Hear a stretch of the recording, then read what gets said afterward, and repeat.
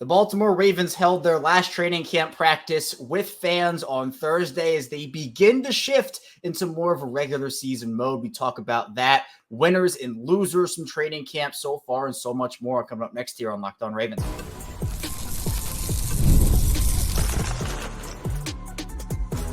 You are Locked On Ravens, your daily Baltimore Ravens podcast. Part of the Locked On Podcast Network, your team every day.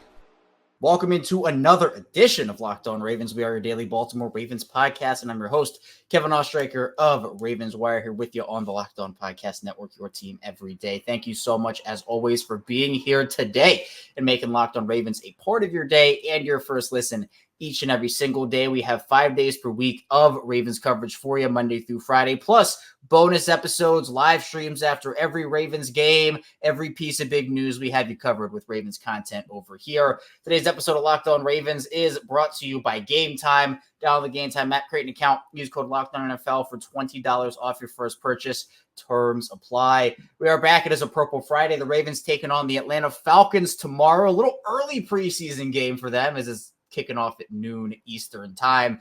Here to talk about that with me, training camp observations, winners, losers, is former Baltimore Ravens wide receiver and a Super Bowl champion. On top of all of it, it is Qadry Ismail. And Q, it's been a couple busy weeks for you, I know, and for the Ravens as a whole. They had their first preseason game last week. Lost in pretty crazy fashion for a preseason game, by the way. But guys are making names for themselves. Guys are stepping up. And this is all part of the process as we now move into the regular season, which is coming up in just a couple weeks.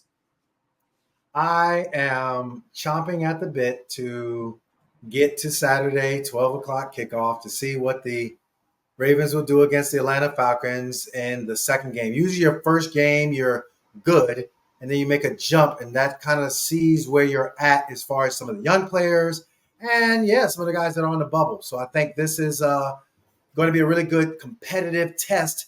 I know the Atlanta Falcons are going to be feeling that same way.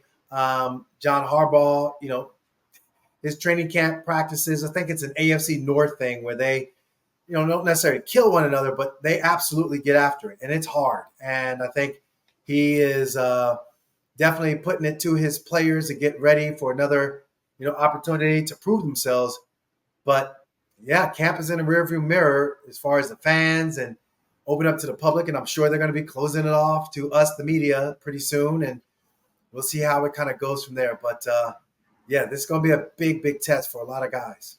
Yeah, and as you mentioned, the Ravens held their last training camp practice with fans in the building yesterday, so they're beginning to shift more towards a regular season mode as it, again, creeps up on us really quickly here. But Q, I know you've been out there, you've been observing, you've been doing your due diligence, obviously, and I wanted to get your observations because now with the fan aspect of training camp over, I thought it was a good time to dive into some winners and losers from this portion, that portion that's now in the rearview mirror of training camp. And when we talked about this a couple weeks ago, obviously it was pretty early in the process. So there wasn't necessarily a ton of trends that we saw. It was more, this guy's had 2 practices and he's been good, but there have only been like 3 practices. So now that we have a bunch of practices on top of each other, are there any standouts to you off the top of your head that you just look at that guy or multiple guys every day you go out there and you're like, man, this guy is absolutely doing what he needs to be doing to be able to either win a roster spot or just show you that he's the star that everybody thinks he is? So there are a couple guys that have had an amazing camp that I was kind of a little concerned about. The one right off the bat is Marlon Humphreys. When I say this dude in OTAs and off season was really in my mind, like, I don't know if he still has it. And he's dispelled all those beliefs. He's had an amazing camp, started off strong when Lamar was sick, and he was making all those young quarterbacks pay for it. I mean, he was picking off everything.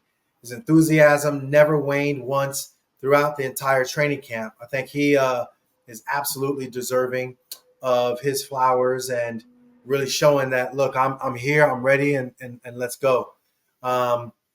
I know it's kind of, he's more of a vet in the sense that it wasn't that he, made splash plays, but you got to give him his love too. And of course, that's Agent Zero and Roquan Smith. I thought, my God, man, like this dude, he's just about business, and you can see it. I thought Matabike, had a really strong camp, especially when you talk about an offensive line trying to show themselves and make a name for themselves. They weren't making a name on his dime, and that is, pretty much an impressive thing. I think there's still some work in progress with, the outside linebackers, rush ins. I know that, they have had some, camp battles, if you will, with, the tight ends. Now, all of a sudden that, I got some skin in the game. There's some full disclosure with the tight ends. I've been watching this linebacker tight end battle when it's been full pads. And I'm curious, to say it mildly, what's it going to look like come game day for number 99, number 90, 95? What are they going to bring to the table from a consistency standpoint? We obviously know what Kyle Van Noy brings to the table. But, there's going to be some interesting, looks, I think, that are going to be on display. Malik Cam, unfortunately, goes down, but it seems as though guys like, Malik Harrison, there's some other young players that I thought, really kind of stepped up. And I think, they're ready to show that, hey, they belong on the stage. When it came down to it, you had Jennings. He's been given an opportunity. And I think, he hasn't fumbled the bag on that opportunity at all. So that's a good thing. Rigby has been, showing up and saying, hey, what's up? I think Trenton Simpson has been, and we obviously saw what he did in the preseason game wearing the green dot, made the calls, didn't seem flustered. Was on the sideline and, just aware of situational awareness, went out the game, carried over into the game. So I think that's a bonus. And that kind of is what I've seen from a defensive side of the ball. Of course, Jalen Armour-Davis has flashed. Nate Wiggins, he's a slight defender, but technique has been just So I'm curious how the Green Bay practice is going to be. You can learn an awful lot from that. I would have loved to have seen what TJ Tampa should have done. Unfortunately, the hernia kind of set him back. Same thing with Adisa. I think Adisa Isaac being a rush in, like it would have been, okay, what you got? Brandon Stevens. Pro's pro. Solid. Kicking some butt. Doesn't matter who is it. Just everybody. So it was great to see. I was disappointed because Arthur Millette was having a solid camp, but I know he's going to be back. And there's some other guys that I've seen. They've had their flashes, but that wasn't the question. You were saying who kind of stood out to you, and those were the defensive guys that really stood out to me. Yeah, and it seemed like these guys are making a name for themselves, or again, just saying, hey, look, I am here. I have not gone anywhere. But on the offensive side of the ball, Q, I think two names that have been continuing to pop up almost every single day. It's Zay Flowers and Isaiah Likely. It feels like those two have been the ones. And obviously, Mark Andrews has been plenty flashy in camp. He's had very many moments, according to everybody who's been out there. But it seems like with Flowers and Likely, those are two guys who we know that Zay Flowers entering his second season is expected to take a jump and hopefully not hit that sophomore slump that sometimes so many guys can go through. And then Likely, who has stepped up for Mark Andrews, it just seems like every practice it's up. Likely made 3 more catches in 11s today, or he had a big touchdown in 7s. And that's exactly what you want to hear. How have those two in particular looked to you? Isaiah Likely and Mark Andrews? And Zay Flowers. And Zay Flowers. You can talk about Mark Andrews too. Well, the reason why I was saying with Mark Andrews is because with Zay, I've learned there's Zay, Big Zay, Little Zay. there's just so many just nicknames and just it's interesting. It's really cool. I love the locker room energy and chemistry. Really, really good men, good young men. But Zay Flowers, I'll start with him and then I'll go to the tight ends. Zay Flowers, speed of suddenness, quickness, in and out, chemistry, not necessarily, leader vocal, but doing his business and then maybe saying a key word here or there. I don't know how much the other guys were listening because now all of a sudden EDC like, man, screw all this. I'm getting some dogs up in here that got some experience. All y'all young players, y'all had your chance. But I digress. I think for Zay, like, honestly, KO, if you would have seen the way he was just like electric at just different points in camp and the times where he wasn't, it wasn't because of him. And that to me shows a significant growth for what he's about and what he likes to do. And I think it's going to help us see a clearer picture of his goals and everything heading into this season as really, receiver one. Isaiah, likely. Mark Andrews. It's not going to surprise me if we just start the season off in one back, two tight ends. It really wouldn't. And I mean, them dudes are just. I mean, Mark Andrews is just a pro. Like, no one has worked harder than Mark Andrews. Put anyone. Put Roquan up there. It doesn't matter. Anyone. Ronnie Stanley. Ronnie Stanley should be camp comeback guy of the year. Amazing job. I digress. But Isaiah, to your point, not that he concerned me in the beginning, but he almost kind of had this like meh kind of attitude. And then all of a sudden, like, I don't know what got into him, but dude is just like took off and like catching everything. You see his mindset, everything. It's just like, hey man, tip of the cap to you, bro. Like, whatever you did, keep it up. And I love the fact that he likes the fact that, Lamar is, looking at him. And I tell you what, even today, there was a play where, if I am not mistaken, so this is the center of the field, and this is Lamar, and Isaiah is coming across Lamar's face, going to the opposite side. So he started on one side, went over to the opposite side. And as Lamar threw it, Rigby stepped behind and knocked it down. Could have been intercepted.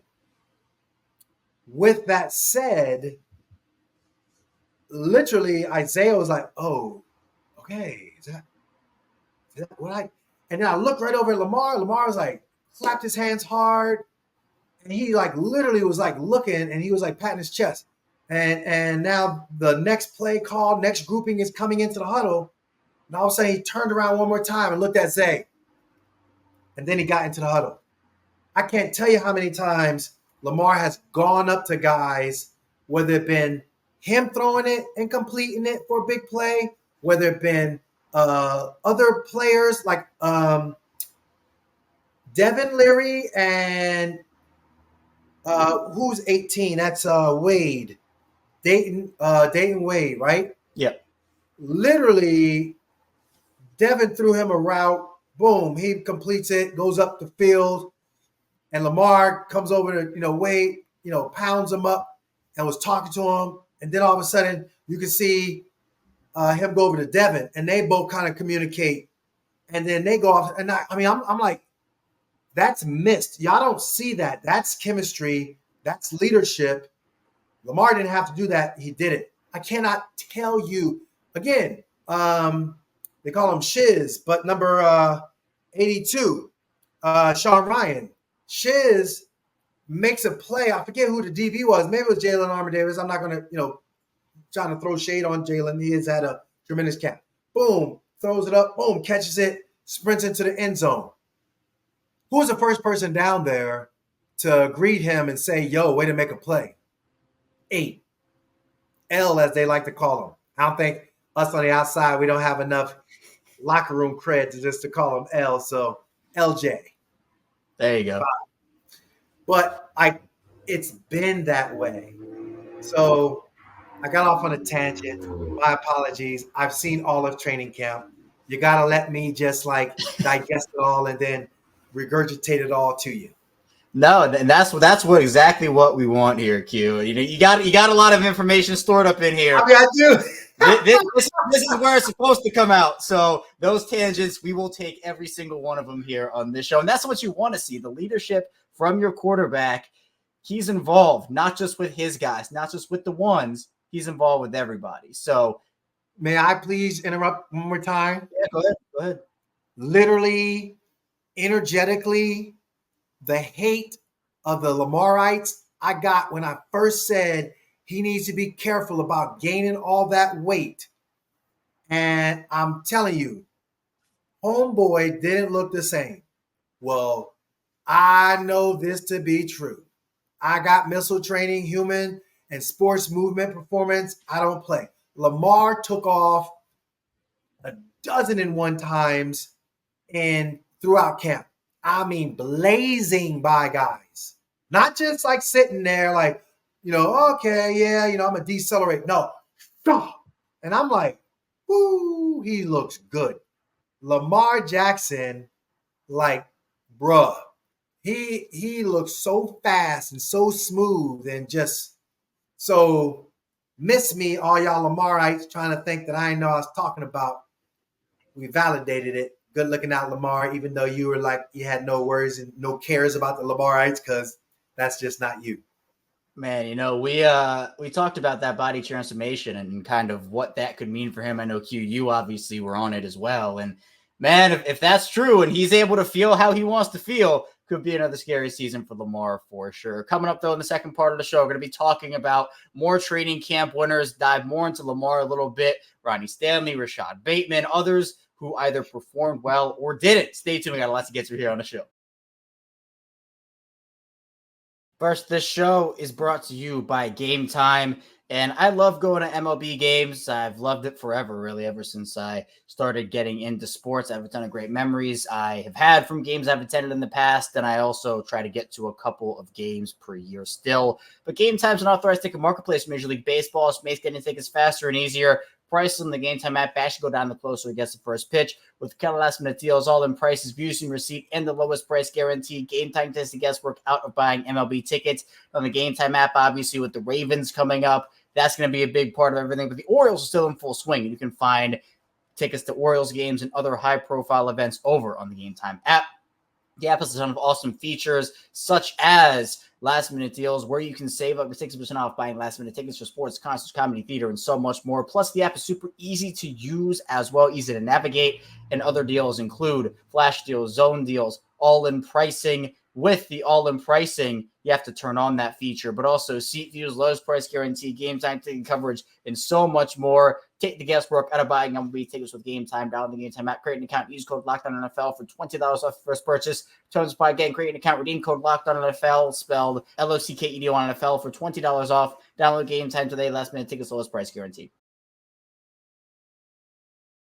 We're back, our second segment, Locked On Ravens. Kevin Oestreicher still here with Qadry Ismail and Q. There are so many directions I could take this first question of the second segment, because I was going to go, oh, you talked about Ronnie Stanley being this comeback winner. But then when I mentioned Rashad Bateman's name, you were laughing up a storm and giving me the thumbs up, which we're going to get to both. Let's start with Ronnie Stanley, because that's the guy that I mentioned first. You said that he was the comeback winner of training camp. What have you seen from him? Because there are plenty of offensive line storylines. Everybody's so focused on Andrew Voorhees and Ben Cleveland and Daniel Falele and Roger Rosengarten and how those spots that are now up for grabs are going to be taken. But Stanley's a guy who has a big storyline about just, well, if he can come back and be Ronnie Stanley again, that can help that offensive line tremendously. I cannot say enough how awesome it was to see Ronnie go out there and just perform the way he was capable of performing. We saw it during the OTAs, and we saw it also during minicamp. People kind of was like, yeah, whatever. But when you look at what he put together throughout training camp, remarkable. Just flat out remarkable. Joe D, I'm praying for speedy recovery for him, offensive line coach. Medical issue that is going to take him away from the team for a period of time. Prayers and our thoughts and well wishes are going to him. We get a chance to do for a living to talk football, you and I, and we recognize, hey man, people are human and things happen. Yep. Ronnie, literally, as much as I could say about Lamar talking and rooting on guys, as much as I could say about Ronnie Stanley, before, during, and more importantly, after practice, talking with the offensive linemen, you don't have to, but you do it anyway. And Ronnie is out there and coaching them up, like techniques, all that. He is front and center. I think his consistency, his poise, unfortunately, Tyler Linderbaum goes down.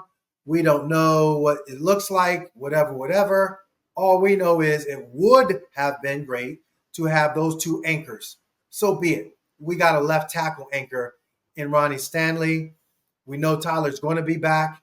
But Ronnie, training camp-wise, bruh, and it was a hard training camp. Not one time did we see him flinch. Star of training camp, underrated. Absolutely comeback player of training camp. If not for Marlon would be it's a toss-up between Marlon and Ronnie for the training camp MVP. Man, that's that old Guru Punch days when they had that podcast together, that Guru Punch comeback. Look at Marlon and Ronnie Stanley, man. That to me, two of the biggest storylines heading into training camp. From what you're saying, Hugh, they could not have done much better from what they were able to show at training camp here. So with Ronnie, of course, it's so big that he can stay healthy. Marlon obviously is the same thing, but hopefully he can get off to a fast start and stay that way throughout the entirety of the year this year. But now let's get to the other one. Let's talk about Rashad Bateman here, because I don't think anybody's necessarily crowning him the star of training camp or the winner of it or anything. But I want to get your opinion because he has been in and out due to injury. He had the midsection, had other stuff going on. It's a process for him. But I think, Hugh, when you and I were talking about, well, the key for Bateman is to be able to stay on the field, stay healthy, get chemistry with Lamar. It's been kind of a weird training camp for that duo because Lamar had to miss the beginning parts of training camp with the illness. He came back. Then Rashad has been in and out really ever since then. What's kind of your take on him? Because it's been a couple weeks since we last spoke about it. Is there a level of concern that we're kind of on the same path as, well, they're not getting as much chemistry as they need to because Lamar's missed time and now Bateman is missing time here and there as well? So in my mind, I see this amazing, bona fide, number one-esque receiver. I kind of put him in the category of Amon-Ra St. Brown. Amon-Ra is clearing away the number one receiver for the Lions. Amon-Ra St. Brown got a fat contract. Rashad has had flashes of brilliance met with, dang it, some chemistry, some drops, that some mild frustration with body language. But you need him desperately. That dude, when his mind is right, body is right, I would, and I'm making my bold statement, I would put him on the level easily of Amon-Ra St. Brown. Shh, don't try to at me. Don't try to be tripping. Don't go ahead in the comments and be tripping. Kevin Allstriker knows that I don't sit here on our podcast and just be saying fluff. Saw it with my own two eyes. He's that guy. But, yeah, There comes some luggage. And that's where I'm hoping that Rashad, ribs, whatever is going on, that's rearview mirror stuff come Kansas City. That's the Period. big part. End of discussion. That is the big part of it, where the health is such a huge factor. You and I both know QB has talent and he can put it out on display. But how often is he going to be able to put it on display is the biggest question. How often is he going to be able to go out there and do what Lamar needs him to do and do what the team needs him to do? So they need him, you're right, because they did not bring anybody in to compete with him for that job. It was guys to complement Rashad, not compete with Rashad. They have the belief in him, but of course, he has to be able to stay on the field. Coming up in the final part of the show, we are going to be moving into some underrated names who took the stage at training camp. Also, some players that didn't perform as well. Plus, look ahead to preseason week number 2. Got a lot to get to here on Locked On Ravens.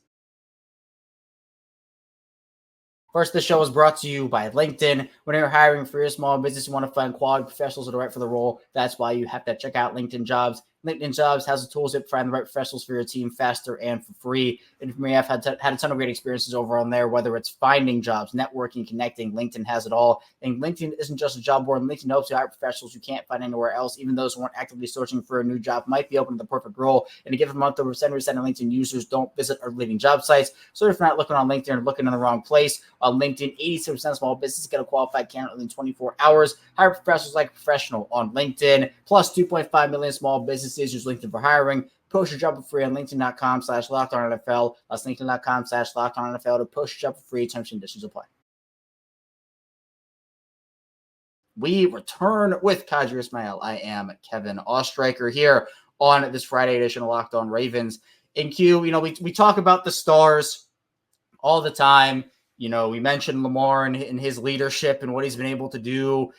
But for him, from a performance perspective, let's end the star conversation with, I think, the brightest star of them all, his performance in training camp. What did you see from him? We heard multiple things about the deep ball and the Ravens' emphasis on that and them making multiple plays, with Lamar in particular hitting on a lot of those. But would you call it a successful training camp for Lamar Jackson based off of what you saw? Yes, I would. There are some little things that in the beginning of camp you saw with the other guys that when he came back, it was just different. He's Lamar flipping Jackson, and that dude, his poise, his leadership, it's on full display. Remember when people were asking, is he vocal, is he this, he's that? They'd be up at the podium, and he's like, hey, I don't really say much. I don't think he needed to say much. It wasn't, really needed to be said. Now it needs to be said, and he's doing it. KO, I'm telling you right now, like Lamar, I wouldn't necessarily give him an A+ if I had to rate it, or even an A. I'd say an A- because there was, some little things there. I think, still the nuance of the ball being thrown deep is numerical. So there's 1 through 3. 1, 2, 3. So that's the trajectory of the ball arc. A 3 ball on a deep ball is a receiver's dream. And oftentimes I think what we're seeing is a lot of 2-ball mentality. And so that 2-ball mentality, it's a more stretch out for a receiver to kind of get at. So there's some little nuances there. Okay, so be it. You got to adjust to that style. It's going to be interesting in the red zone. You got to adjust to that style. Outside of that, Lamar is lightning fast. The weight came off. He looks awesome. Every day he's had a bounce to his step. Every single day. Once he got past the sickness. Every single day. His arm was live every single day. There have been some days where he lit it up. Couldn't stop him. There have been some other days like, few and far between. That's why I'm saying it's A-. leadership. Talked about it earlier in the segment, but the way in which he was going around to the different guys, KO. Oh my goodness. It's needed. And it was on display. Encouraging people, getting after people, like engaging, all of it. And Derrick Henry, we didn't talk about, but mother of pearl, he and Lamar are going to be a dangerous tandem. That's what everybody's hoping for, and I believe it, especially as the pads came on. We talked about the difference in non-padded practices versus padded practices and what that means for certain positional groups. Seemed like, at least when Derrick Henry got those pads on, he was able to get downhill a little bit. It was trouble, and I'm sure every single defender on the Ravens side is probably saying to themselves, man, I'm glad that guy's on our side now. And they don't have to go up against him in any other capacity other than in practice as teammates. But let's move on to some of the other underrated players that made names for themselves here. I think a couple of different positional groups that have stood out to a lot of people. Obviously, the pass catching is one of them, with players like Dayton Wade and Malik Cunningham, who I think has made some noise we've heard about. And then Anthony Miller coming in just about a week ago now and making a name for himself in the tight end room. Obviously, you know one of those tight ends very closely in Qadry Ismail, who has also begun to make a name for himself and started to stack days here. And then the secondary, guys like Ardarius Washington seems to be a name that just every single day makes a play. Pepe Williams seems to get his name in the action. I'm not necessarily calling Nate Wiggins an underrated player, but obviously in that first preseason game, he certainly did his thing. And then you have other guys. You talked earlier in the show, Q, about number 90, David Ojabo. What's he going to be able to do this season? Is he going to be able to step on the field and make an impact? He apparently has had a couple of strong days.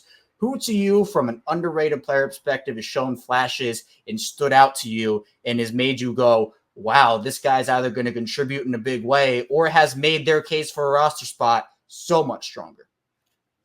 Ardarius Washington.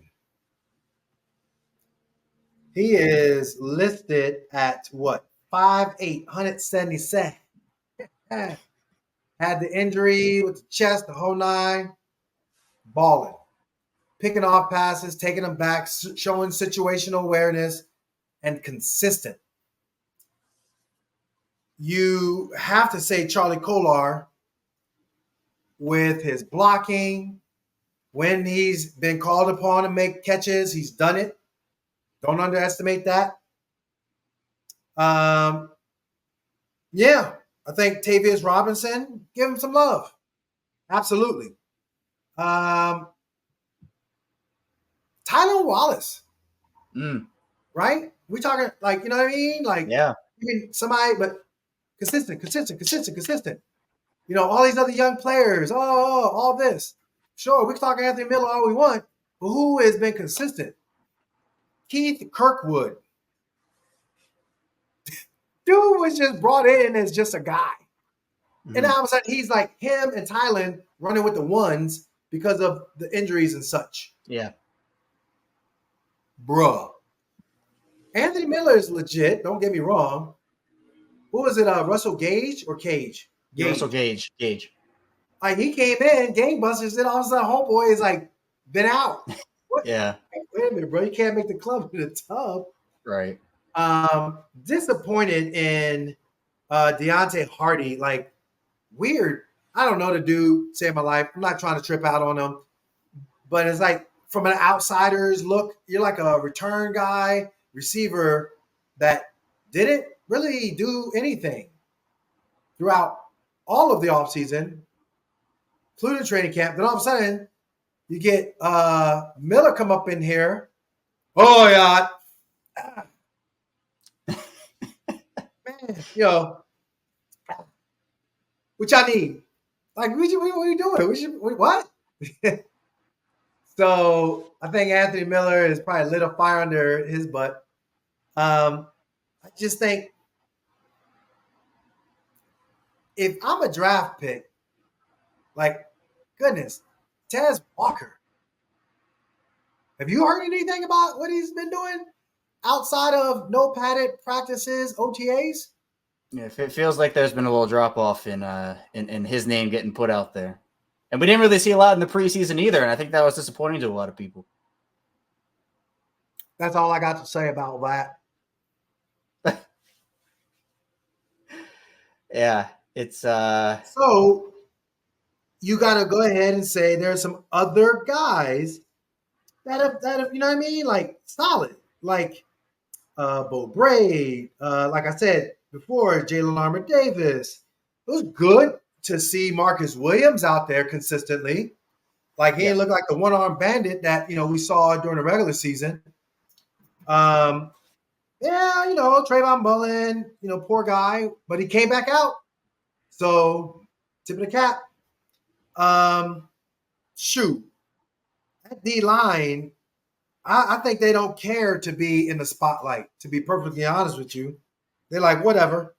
Y'all go ahead and drink the Kool-Aid to everybody else. Meanwhile, we're just gonna be doing what we do. So give the D line some love. Ravenel and Michael Pierce's of the world, or just amount of BKs, the Senate, Broderick Washington, dang, Brent Jones I apologize, Travis Jones and Brent Urban. Okay. They don't care. Y'all go ahead. Locked On Ravens. You and Kevin Ostriker and Qadry Ismail. Y'all talk all that other stuff. We don't care. Shh, quiet. We don't want nobody to know about us. They're just going about their business. Guys going about their business. How about your boy, Ben Cleveland? Everybody left him for dead. Me included. And all of a sudden, he just go out there and, I could play center. What? Center? Damn. And not skip a beat.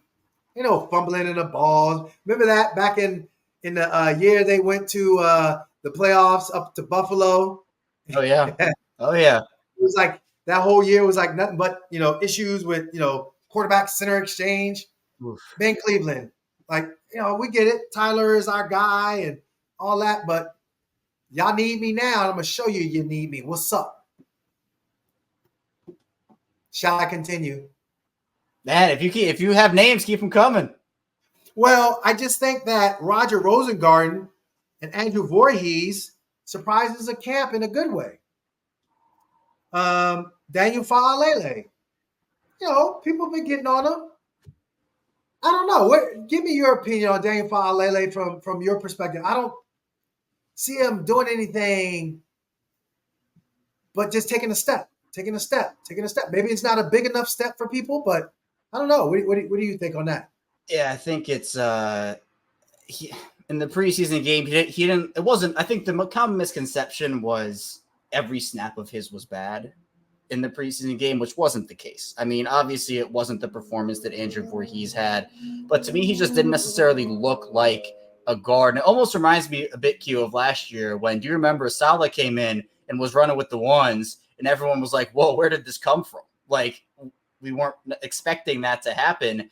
And so with Ben Cleveland's performance, I thought he looked good at center, like you talked about. So do they trust him to kick out back to right guard and say, we now have another emergency center option? We wanted to see it. It looked great.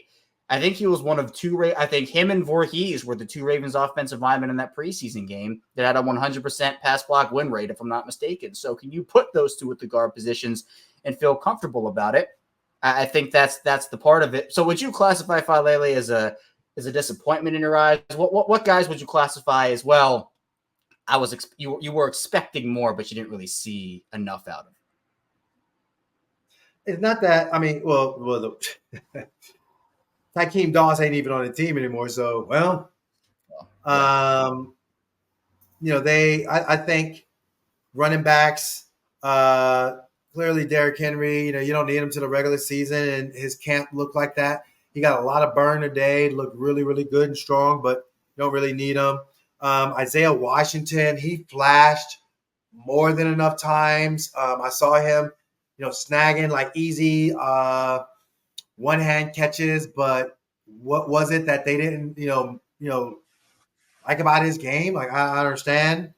The Owen Wrights, the Chris Colliers, Justice Hills of the world, all, Rasheen Ali, that running back core, Is it Owen that has been kind of bruised up? All right.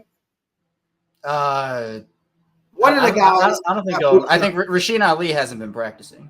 Okay, so So yes, he is the one. He had shown before he got hurt some great hands, and that was really cool. Um, which leads me back to Devin Leary and Emory Jones. Like, I mean, okay, like y'all, okay. I mean, there's nothing like they've shown stuff, and then it's like okay. yeah. Josh Johnson, I think this is going to be a pivotal game for him, and I think he's going to show up. I think that's just the kind of competitor that he is. And honestly, like Pat Ricard is just the consummate professional. Yeah. He's a consummate professional. Yeah. I think I hit up on everybody. Yeah, thorough analysis. Those rants, Q, what you got up in that head, we want it here on Locked On Ravens. So Nick Moore for a long snapper is doing awesome, by the way. I digress. Go ahead. that's right, Nick Moore Pro Bowl. We're starting it up this year. Don't you forget it. So Nick Yes. Moore, we're getting into the Pro Bowl. But again, I think you mentioned it right at the end there. The backup quarterback position is one of the positions that I think a lot of people are a little concerned about after what happened in week 1. Josh Johnson hasn't necessarily been getting rave reviews coming out of camp either. So you're right. This is a pivotal game for him, for the rest of the backup quarterbacks, as they kind of look to establish themselves. Rasheen Ali had a tough game as well, despite you mentioned him showing those hands in practice. It does remain to be seen between him and Owen Wright. Are they battling for that number 3 spot? So a lot of guys have impressed. Obviously, that does come with some guys who have disappointed or the quote-unquote losers of the camp. But the Ravens, week 2 against the Atlanta Falcons, Q, I'm certainly looking out for a lot there in terms of hopefully maybe Tez Walker can get some more burn. Some of these underrated pass rushers, can they get to the quarterback and the secondary stopping guys? So plenty of storylines to watch. But Q, I appreciate you. Thanks so much for hopping on here, talking Ravens. Obviously, please tell people where they can find you, what you're working on, and also if you have any storylines you're looking out for in the preseason game coming up. Yeah, absolutely. Storyline wise, yes, you said it. Backup quarterbacks. I see you guys push the ball down the field. Love to see the one particular tight end be targeted. I think he will be, number 83. At the same time, I think, just overall, this team, there's some pieces that need to be kind of sewn together. You mentioned it as far as the rush. I love to see them get after the quarterback and make life miserable, not, have them just sit back in the pocket. When you look at, John Harbaugh's training camp, relatively speaking, guys got out healthy. Qadry Ismail, go to missiletraining.com, missiletraining.com. That's where you're going to see where you can dialogue and work with me and me working with you. I call it the walk beside, where I'm walking beside you where your fitness or sports performance or human movement goals can be met. And obviously WJZ, my purple shows, purple pregame, purple preview. You'll see me after the game, literally chopping it up with my new co-host, Alex Glaze. And yes, Kevin Ostreicher with Locked On Ravens. We break it down to you every single week. Click on all of those subscribe buttons, especially on YouTube. Click us, say hello. We like to interact with you. Absolutely. Look at that, Q, doing my outro for me. You're on top of it tonight, Q. You are on top of it. So again, the link to all of Q's work in the description down below. Q, again, always appreciate your time. Thank you for hopping on. And thank you to everybody out there who is either watching or listening to Locked On Ravens. Be sure to hit those subscribe buttons, video form, audio form. We're here for you 5 days a week. Coming up, we will be having a live show after tomorrow's preseason game. So on Saturday, right as the game ends, we'll be going live here on Locked On Ravens, and then we'll have a bonus episode out for Sunday. So plenty of Ravens content coming your way over the weekend. Stay tuned. We'll see you right back here soon on Locked On Ravens.